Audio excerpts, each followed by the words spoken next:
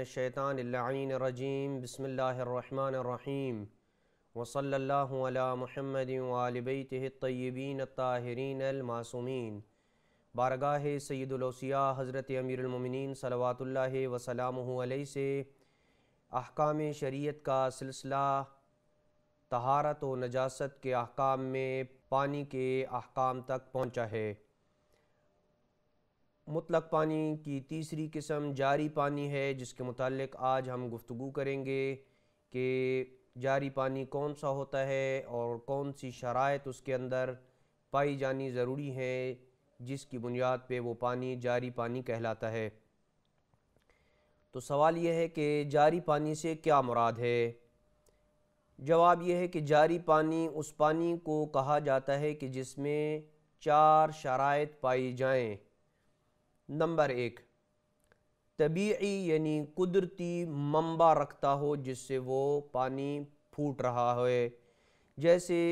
چشمے کا پانی، نہر کا پانی، یا وہ پانی جو پہاڑوں پر جمی ہوئی برف پگھلنے سے بنتا ہے، تو اس کا کوئی قدرتی منبع ہونا چاہیے۔ نمبر 2،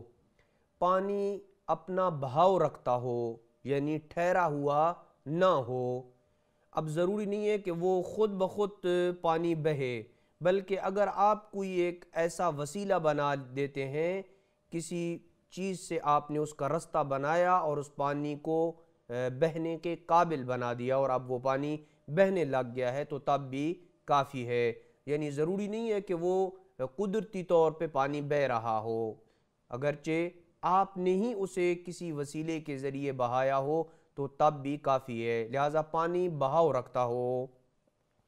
پس اگر کسی چشمے کا پانی ٹھہرا ہو اور زمین پہ جاری نہ ہو، لیکن اگر اس سے پانی نکال لیں تو باقی پانی ابل پڑتا ہو، تو وہ پانی جاری پانی نہیں کہلائے گا۔ پس اگر اس کی مقدار کور کے برابر ہے، باقی جو پانی بچ گیا ہے، آپ نے کچھ نکالا ہے اور باقی جو پانی بچ گیا ہے وہ اگر کور کے برابر ہے تو اس کے اوپر کور کے احکام جاری ہوں گے، اگر کور سے کم ہے تو اس پہ قلیل پانی کے احکام جاری ہوں گے۔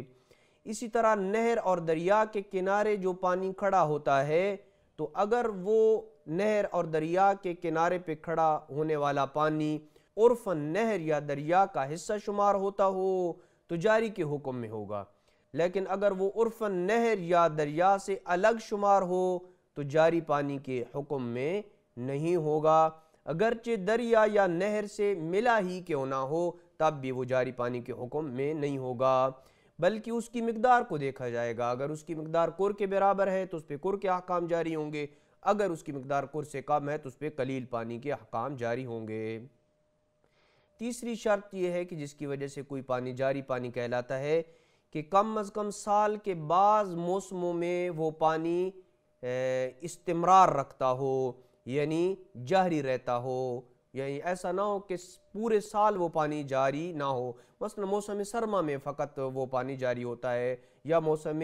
گرما میں فقط جاری ہوتا ہے، تو سال کے بعض موسموں میں بھی اگر وہ پانی جاری ہو تو تب بھی اس کے جاری ہونے کے لیے کافی ہے، اس کے اوپر جاری پانی کے احکام لاگو ہوں گے۔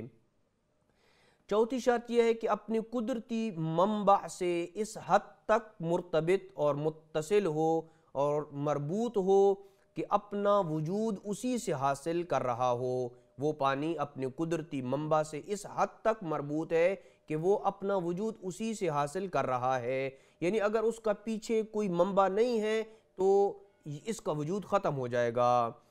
پوری طرح اس سے اگرچہ متصل نہ بھی ہو لیکن اس کا وجود اس منبع کے ساتھ مربوط ہو۔ پس اگر طبیعی طور پر اس سے جدا ہو رہا ہو، مثلا قطرہ قطرہ پانی اوپر سے زمین پر گرے اور جاری ہو تو وہ پانی جاری پانی شمار ہوگا۔ وصلی اللہ علی محمد وآل بیتہ الطیبین الطاہرین المعصومین۔